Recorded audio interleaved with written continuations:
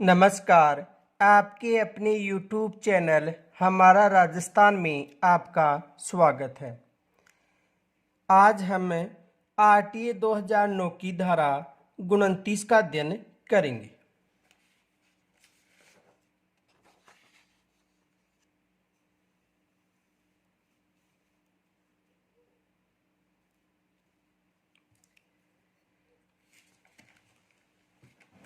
धारा 29।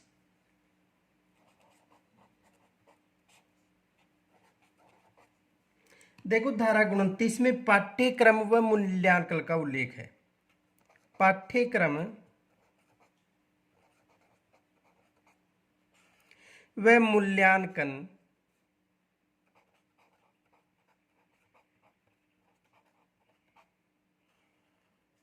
का उल्लेख है।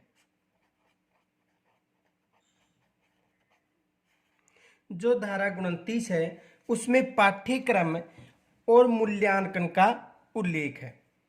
देखो, पाठ्यक्रम और मूल्यांकन की प्रक्रिया समुचित सरकार के द्वारा निर्धारित की जाएगी।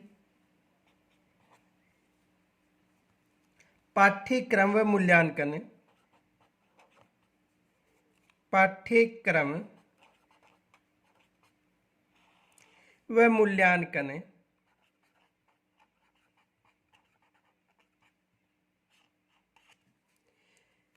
प्रक्रिया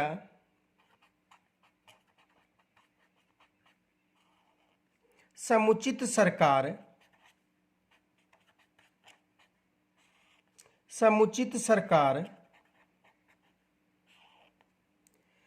द्वारा निर्धारित की जाएगी।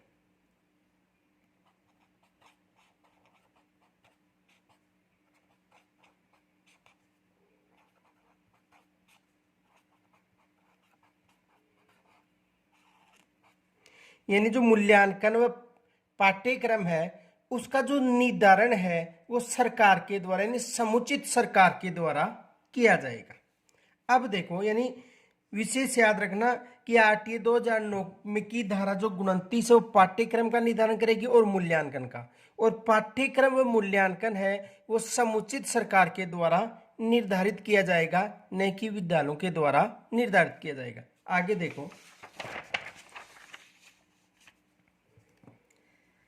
पाठ्यक्रम व मूल्यांकन में पाठ्यक्रम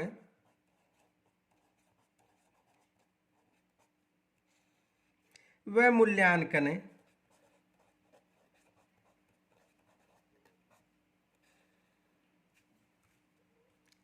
देखो, पाठ्यक्रम व मूल्यांकन किन किन पर आधारित होना चाहिए, यानी जो पाठ्यक्रम और मूल्यांकन का जो निर्धारण किया जाता है वो किन किन पर आधारित होना चाहिए। तो देखो, पाठ्यक्रम व मूल्यांकन मूल्यों पर आधारित,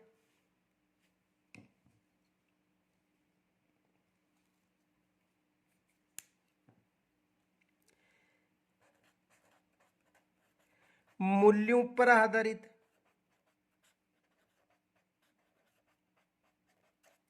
एक तो मूल्यों पर आधारित होना चाहिए। इनके अलावा सर्वांगीण विकास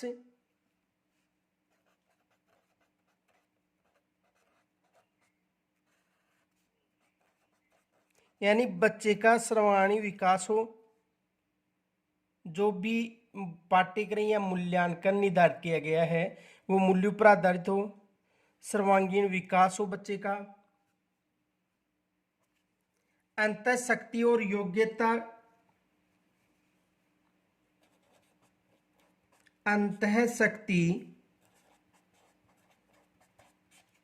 और योग्यता पर आधारित हो,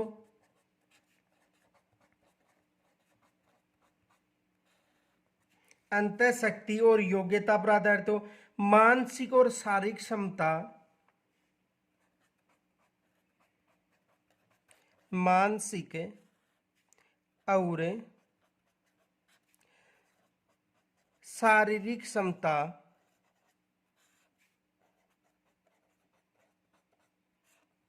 मानसिक और शारीरिक क्षमता का निर्धारण करता हो, गतिविधियों पर आधारित हो,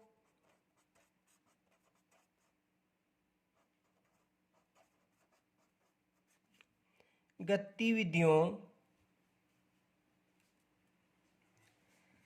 आधारित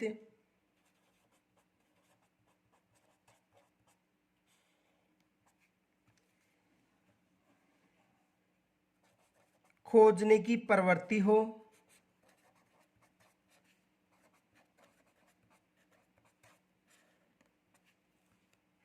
मातृभाषा युक्त हो,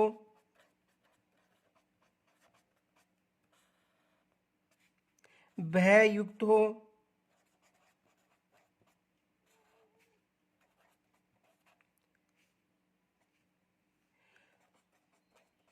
सतत मूल्यांकन पर आधारित हो, सतत मूल्यांकन पर आधारित हो।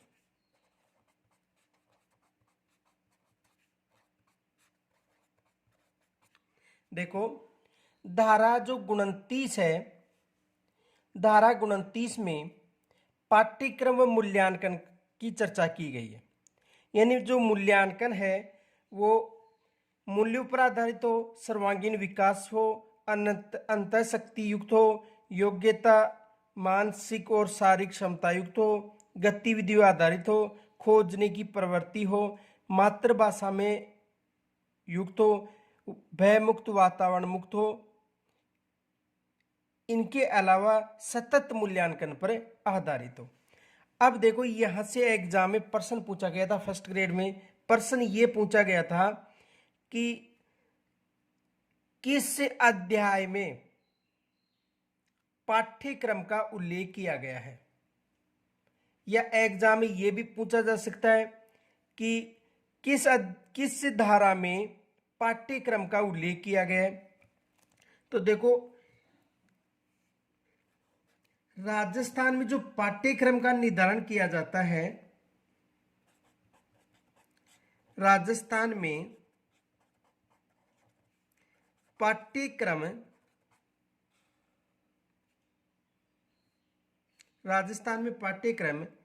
SIERT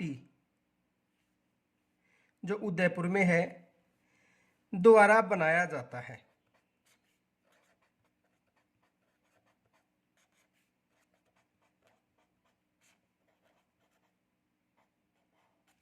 राजस्थान में जो पाठ्यक्रम है वो SIERT के द्वारा बनाया जाता है।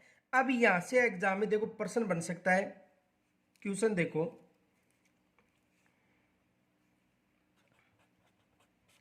राजस्थान में पाठ्यक्रम SIERT द्वारा निर्धारित किया जाता है,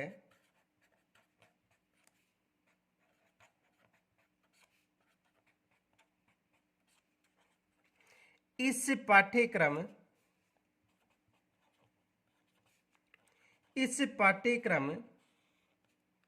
का उल्लेख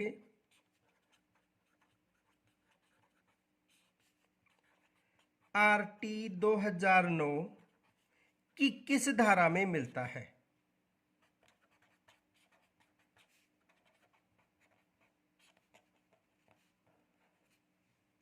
कि किस धारा में मिलता है। तो देखो धारा कौन सी है,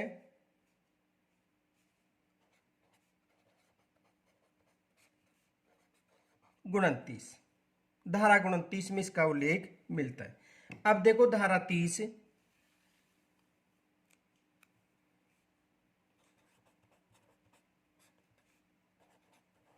धारा 30, तो धारा 30 में देखो बोर्ड परीक्षा नहीं होगी, इसमें यह उल्लेख मिलता है कि बोर्ड परीक्षाएं नहीं होंगी और प्रारंभिक शिक्षा समापन पर प्रमाण पत्र दिया जाएगा।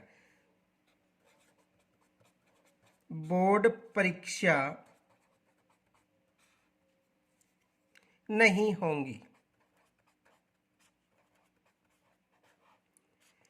बोर्ड परीक्षाएं नहीं होंगी। ये केवल 8वीं तक की जो कक्षाएं उनकी बात की गई है कि 8वीं कक्षा तक कोई भी बोर्ड परीक्षा नहीं होगी।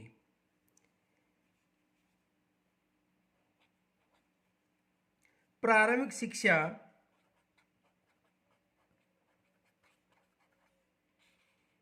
प्रारंभिक शिक्षा समापन पर प्रारंभिक शिक्षा समापन पर प्रमाण पत्र दिया जाएगा। प्रमाण पत्र दिया जाएगा।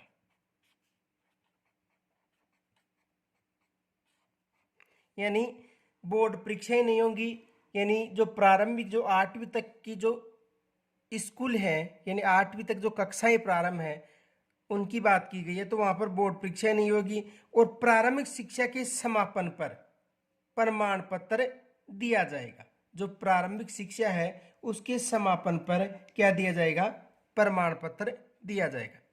लेकिन एक फैक्ट याद रखना, राजस्थान में 5वीं और 8वीं बोर्ड परीक्षा लागू है। नोट, राजस्थान में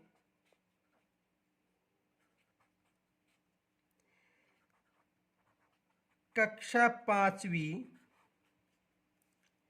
व 8वीं यानी 5वीं 8वीं बोर्ड परीक्षा लागू कर दी। में बोर्ड परीक्षा लागू है।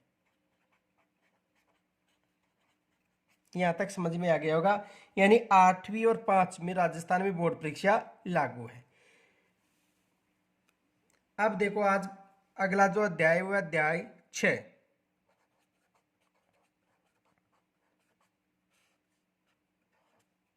और अध्याय 6 में धारा है 31 से 34। धारा 31 से 34 तक।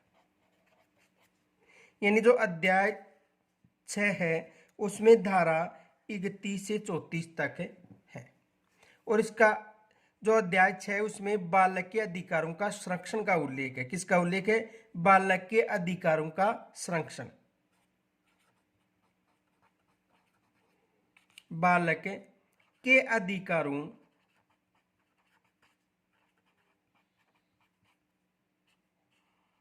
का संरक्षण।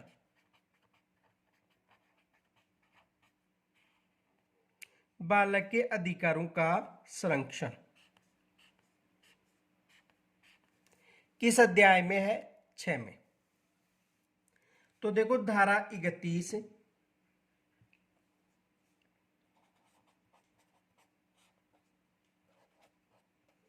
धारा 31 में बालक के शिक्षा के अधिकारों का मॉनिटर करना है। बालक के शिक्षा के अधिकारों के शिक्षा के अधिकारों के अधिकार या अधिकारों को मॉनिटर करना।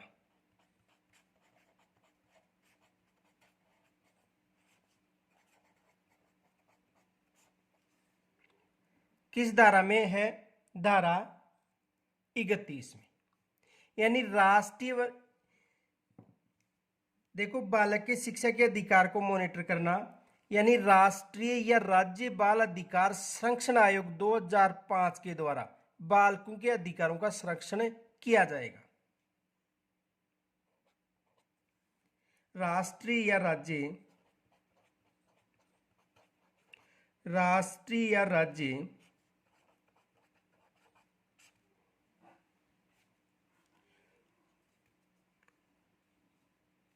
बाल अधिकार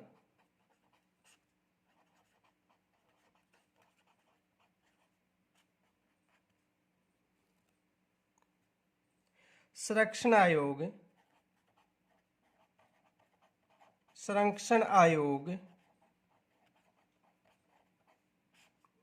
2005 के द्वारा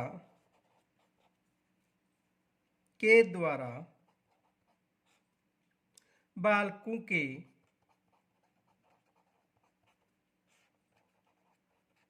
अधिकारों का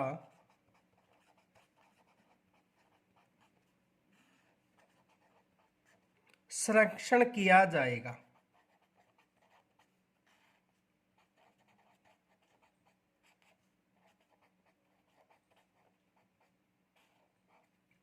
यानी राष्ट्रीय या राज्य बाल अधिकार संरक्षण आयोग 2005 के द्वारा बालकों के अधिकारों का संरक्षण किया जाएगा।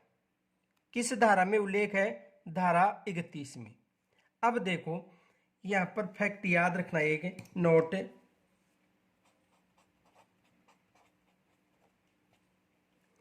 बाल अधिकार संरक्षण आयोग 2005 बाल अधिकार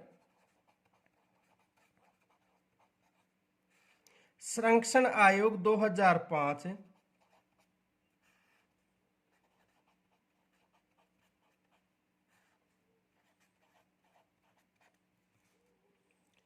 की धारा 3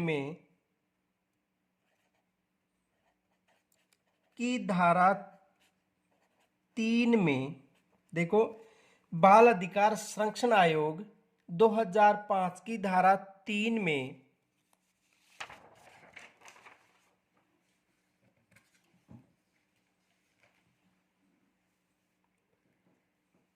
राष्ट्रीय बाल संरक्षण आयोग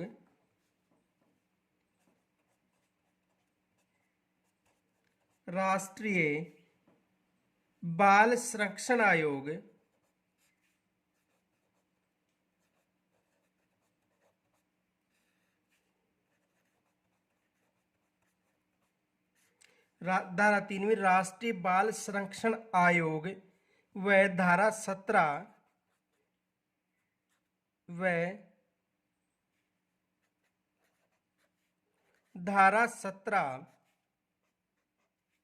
में राज्य बाल संरक्षण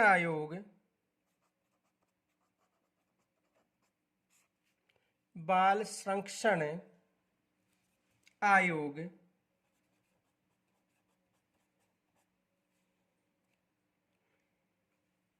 जो निःशुल्क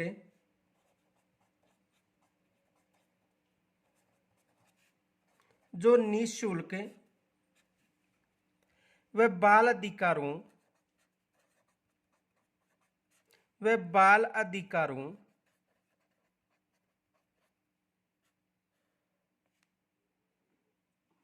के परिवादों की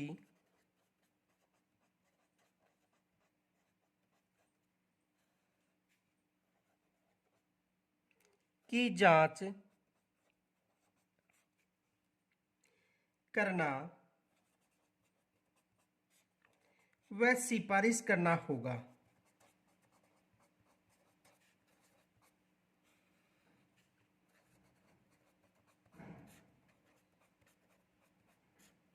तो देखो ये जो धारा 3 व धारा 17 है ये 2009 एक्ट की नहीं है, केवल जो बाल अधिकार संरक्षण आयोग 2005 की धारा है।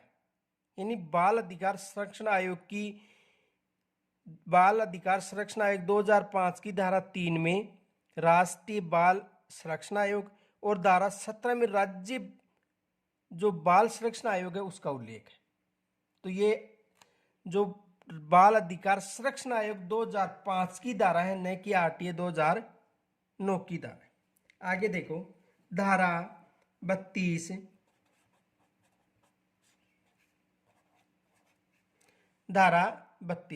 तो देखो धारा 32 में बालकों की शिकायतों को दूर करने का प्रावधान है।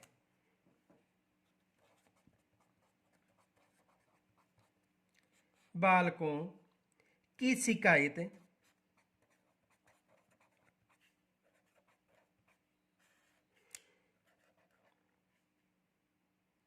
शिकायत को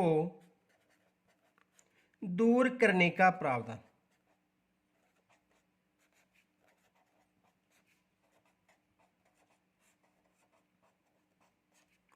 यानी बालकों की शिकायत को दूर करने का जो प्रावधान है वो किस धारा में? धारा 32 में। तो देखो स्थानीय प्राधिकरण द्वारा इस अधिनियम के तहत 3 माह की अवधि में शिकायत निवारण करने का प्रावधान है। तो देखो स्थानीय प्राधिकरण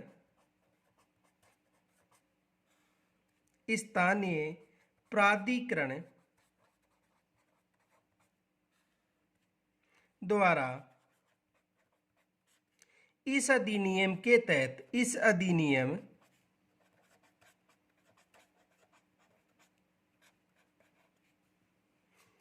के तहत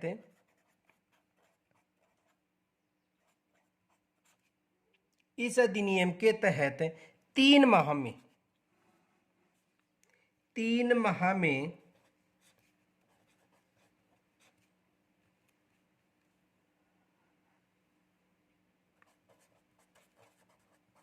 शिकायत निवारण करने का प्रावधान है।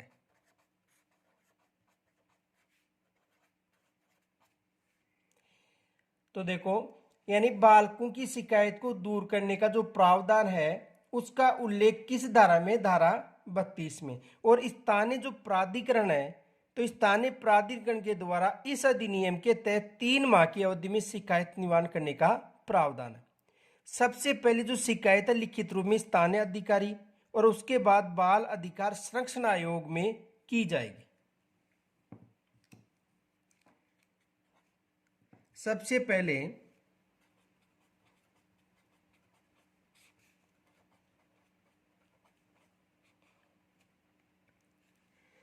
शिकायत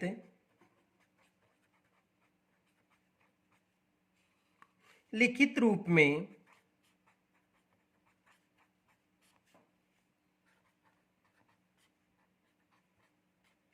स्थानीय प्राधिकरण, स्थानीय जो प्राधिकरण के अधिकारी हैं, स्थानीय अधिकारी, उसके बाद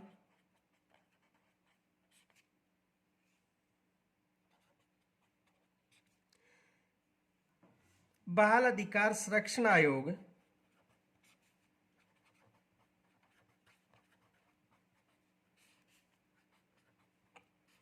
बाल अधिकार संरक्षण आयोग में की जाएगी।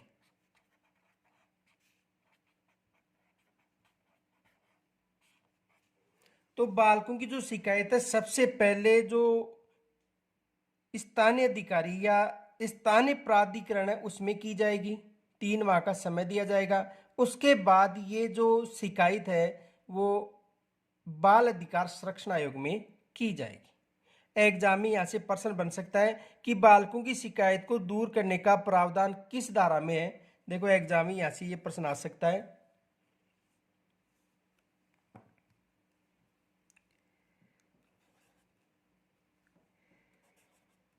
RT 2009 की किस धारा में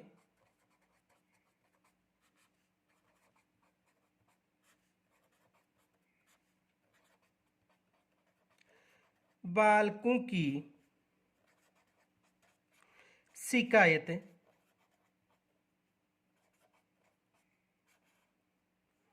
को दूर करने का प्रावधान है।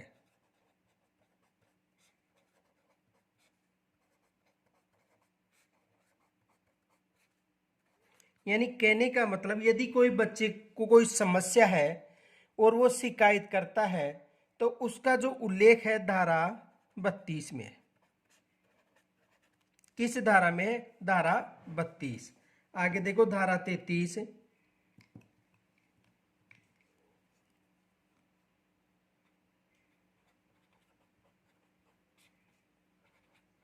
धारा 33 यानी इस धारा में केंद्र सरकार द्वारा राष्ट्रीय सलाहकार परिषद का गठन किया गया।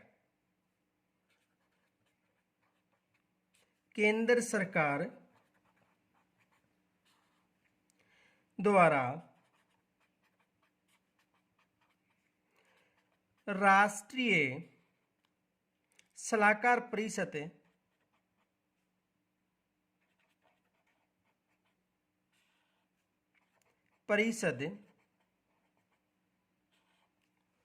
का गठन और राष्ट्रीय जो सलाहकार परिषद है उसमें 15 सदस्य होते हैं।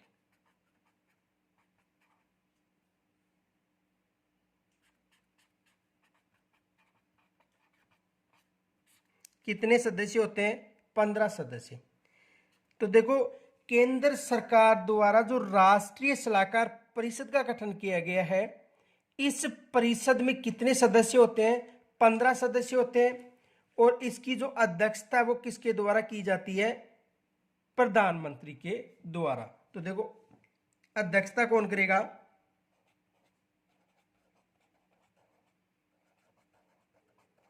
अध्यक्षता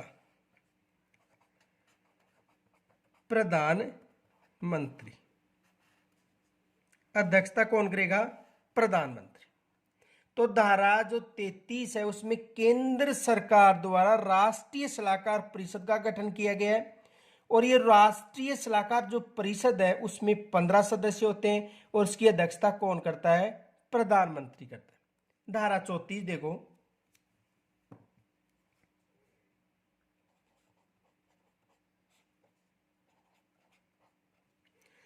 धारा 34 में राज्य सरकार द्वारा राज्य सलाहकार परिषद का गठन करना। राज्य सरकार द्वारा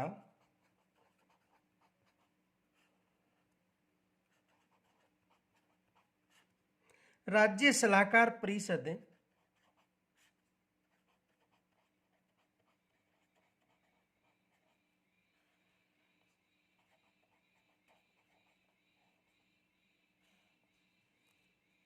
का गठन करना।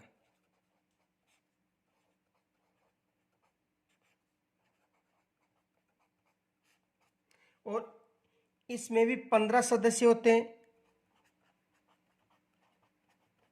कितने सदस्य होते हैं? 15 सदस्य होते हैं। और बैठक की अध्यक्षता यहां पर मुख्यमंत्री द्वारा की जाती है। बैठक की अध्यक्षता कौन करेगा? मुख्यमंत्री।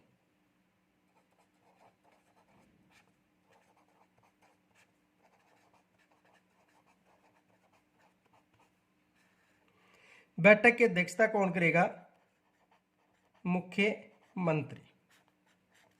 तो राज्य सरकार द्वारा जो राज्य सलाहकार परिषद का जो गठन किया गया है उसका उल्लेख धारा 34 में मिलता है और इसका उल्लेख किसमें मिलता है? केंद्रीय में धारा 33 में। तो यहां से भी एग्जाम में प्रश्न बनने की संभावना है। प्रश्न ये बन सकता है कि केंद्र सरकार द्वारा जो राष्ट्रीय सलाहकार परिषद का गठन किया गया उसमें कितने सदस्य होते हैं? 15 सदस्य। या राज्य सरकार द्वारा जो राज्य सलाहकार परिषद का गठन किया गया है उसमें कितने सदस्य होते हैं? दोनों में 15-15 सदस्य होते हैं। उसकी अध्यक्षता प्रधानमंत्री करता है और इसकी अध्यक्षता मुख्यमंत्री करता है। अध्याय 7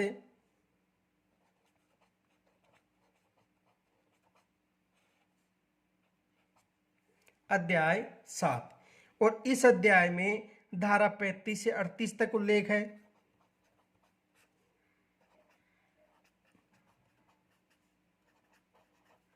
धारा 35 से 38 और इस अध्याय में अन्य मुख्य बातों का उल्लेख है। अन्य मुख्य बात,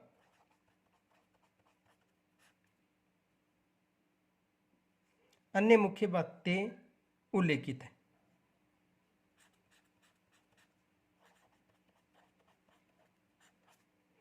तो जो अध्याय 7 है उसमें धारा 35 से 38 तक उल्लेख है और इसमें अन्य जो मुख्य बातें हैं उनका उल्लेख है। तो देखो, धारा 35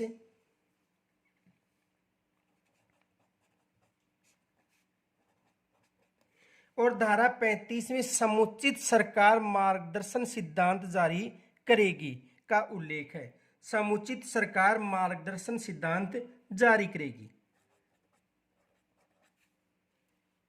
समुचित सरकार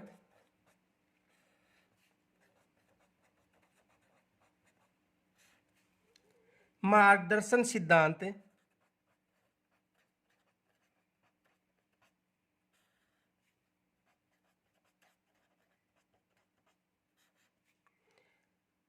जारी करेगी या जारी करेगी। यानी समुचित सरकार मार्गदर्शन सिद्धांत जारी करेगी किस धारा में उल्लेखित है? धारा 35 और धारा 36 में देखो,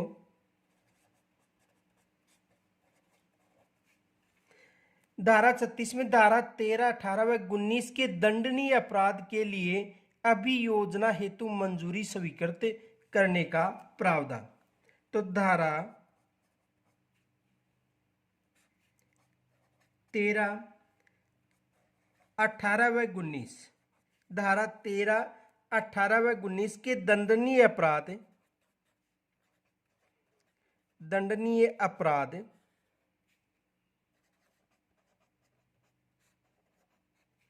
के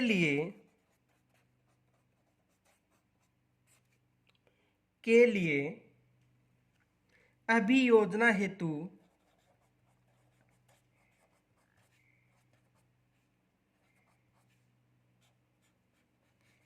अभियोजना हेतु मंजूरी स्वीकृति का प्रावधान है।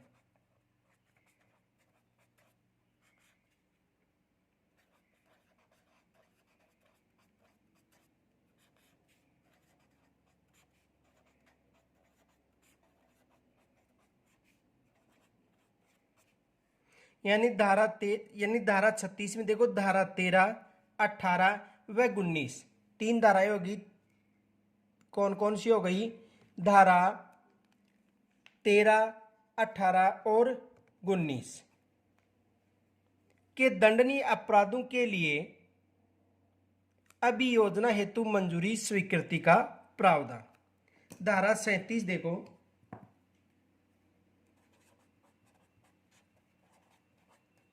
धारा 37 में केंद्र सरकार, राज्य सरकार और स्थानीय प्राधिकारी, विद्यालय प्रबंध समिति, बाल अधिकार संरक्षण आयोग में किसी निर्णय के विरुद्ध न्यायालय में कोई भी वाद दायर किया जा सकता है। तो देखो, धारा 37 में केंद्र सरकार,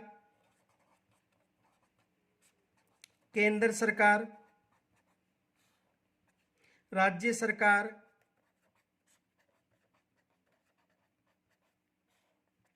स्थानीय प्राधिकारी,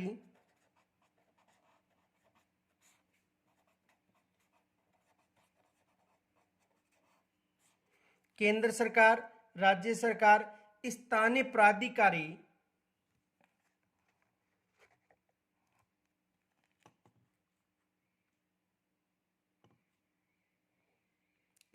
प्राधिकारी, विद्यालय प्रबंधन समिति,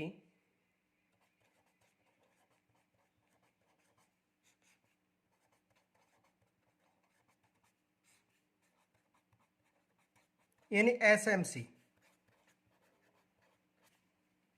विद्यालय प्रबंध समिति, बाल अधिकार संरक्षण आयोग, बाल अधिकार संरक्षण आयोग, बाल अधिकार संरक्षण आयोग,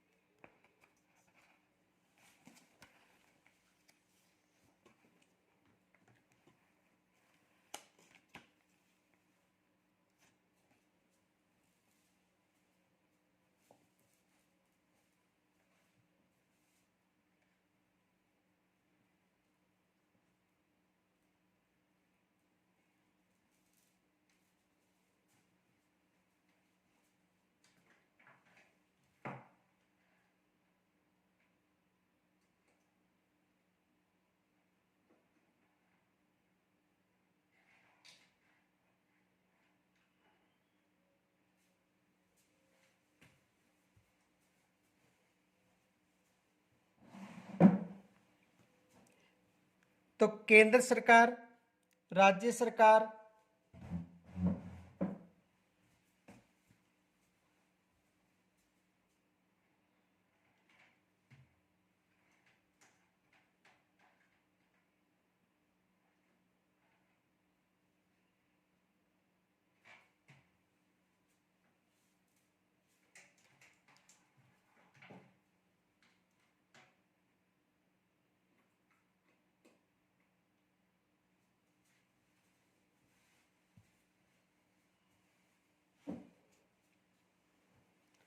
तो देखो, केंद्र सरकार के अलावा राज्य सरकार, स्थानीय प्राधिकारी, विद्यालय प्रबंध समिति ने एसएमसी, बाल शिक्षा बाल अधिकार संरक्षण आयोग,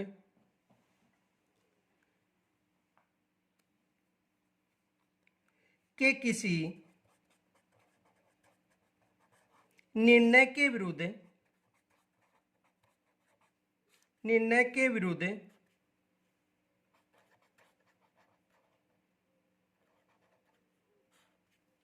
न्यायालय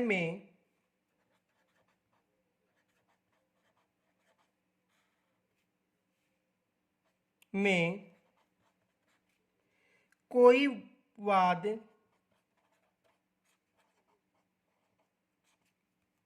दायर नहीं किया जा सकता।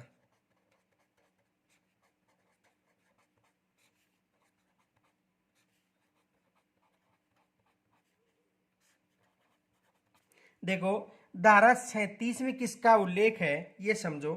देखो, धारा 37 में तो केंद्र सरकार, इनके अलावा जो राज्य सरकारें हैं या स्थानीय जो प्राधिकारी है, इनके अलावा विद्यालय प्रबंध समिति जो एसएमसी है, बाल अधिकार संरक्षण आयोग के किसी भी निर्णय के विरुद्ध न्यायालय में कोई वाद दायर नहीं किया जा सकता है।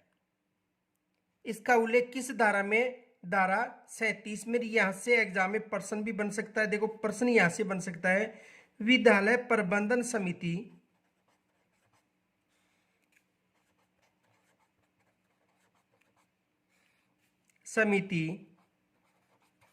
यानी एसएमसी के निर्णय के विरुद्ध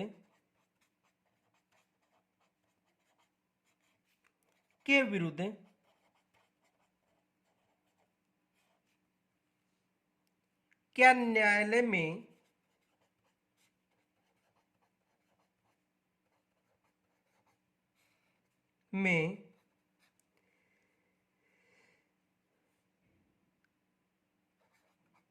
शरण ली जा सकती है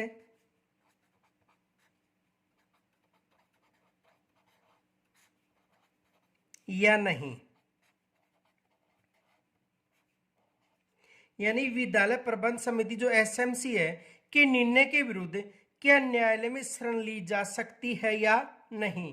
तो विशेष याद रखना, नहीं, न्यायालय में शरण नहीं ली जा सकती है। ये विशेष याद रखना, एग्जाम में यहां से प्रश्न बनने की संभावना है। आगे देखो, धारा 38 में समुचित जो सरकारों के नियम बनाने की शक्ति का उल्लेख है। तो देखो, धारा 38 और धारा 38 में समुचित सरकार की नियम बनाने की शक्ति का उल्लेख है। समुचित सरकार की नियम बनाने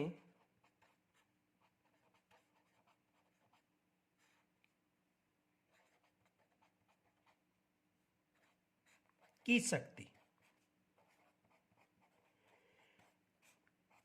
तो समुचित सरकार की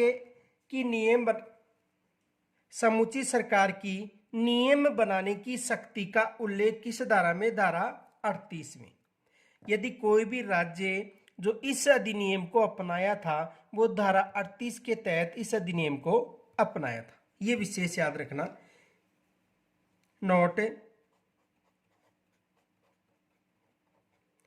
यदि राज्य सरकार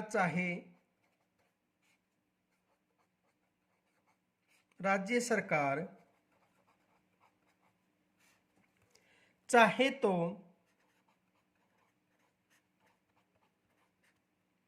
अपने निजी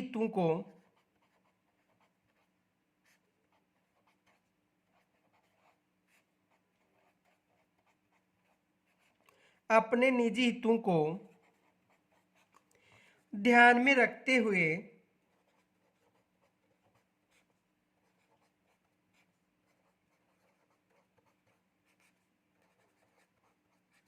यदि राज्य सरकार चाहे तो अपने निजी हितों को ध्यान में रखते हुए आरटीई में संशोधन कर सकती है।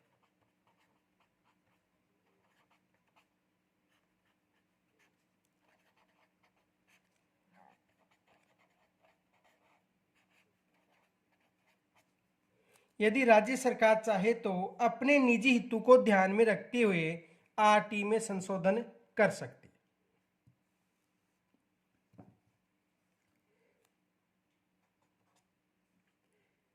राजस्थान में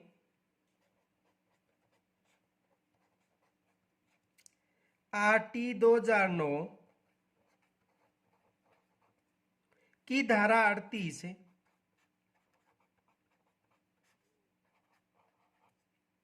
द्वारा प्रदत्त शक्तियों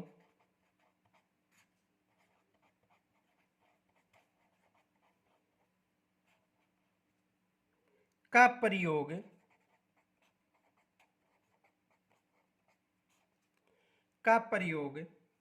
करती हुई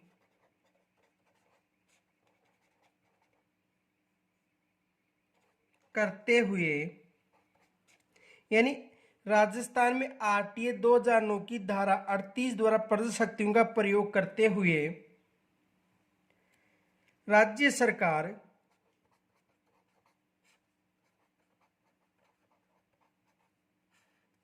ने इस अधिनियम के राज्य सरकार ने इस अधिनियम के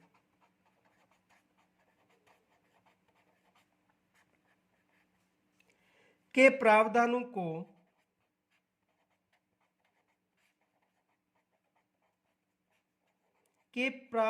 को क्रियान्वयन हेतु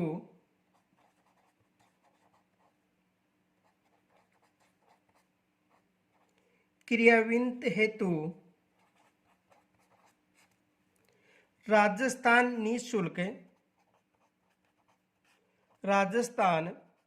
निःशुल्क एवं अनिवार्य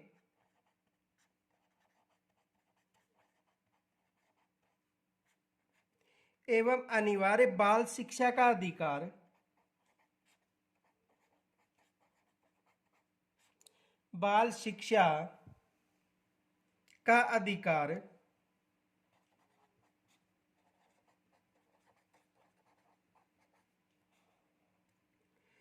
नियमावली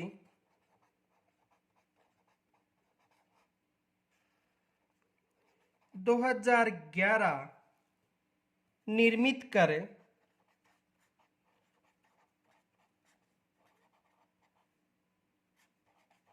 29 मार्च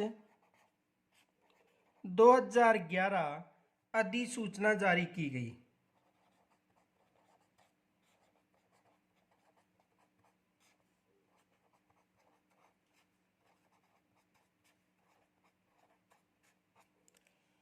तो देखो, यानी राज्य में, जो राजस्थान है, राज्य में आरटीए 2009 की धारा 38 द्वारा प्रदत्त शक्तियों का प्रयोग करते हुए राज्य सरकार ने इस अधिनियम के प्रावधानों को क्रियान्वित करने हेतु राजस्थान निःशुल्क एवं अनिवार्य बाल शिक्षा अधिकार नियमावली 2011, देखो, राजस्थान निःशुल्क एवं बाल शिक्षा का अधिकार नियमावली 2011 जो निर्मित कर 29 मार्च 2011 को अधिसूचित की गई थी। यहां से एग्जाम में प्रश्न बनने की संभावना है। देखो, यहां से एग्जाम में विशेष प्रश्न बन सकता है कि किस धारा के तहत राज्यों ने इस अधिनियम को अपनाया था। तो किस धारा के तहत, धारा 38 के तहत राज्यों ने इस नियमावली को अपनाया था। तो यहां से एग्जाम में प्रश्न बन सकता है। तो यहां तक यदि कोई समस्या हो तो कमेंट्स के द्वारा जरूर बताना। धन्यवाद।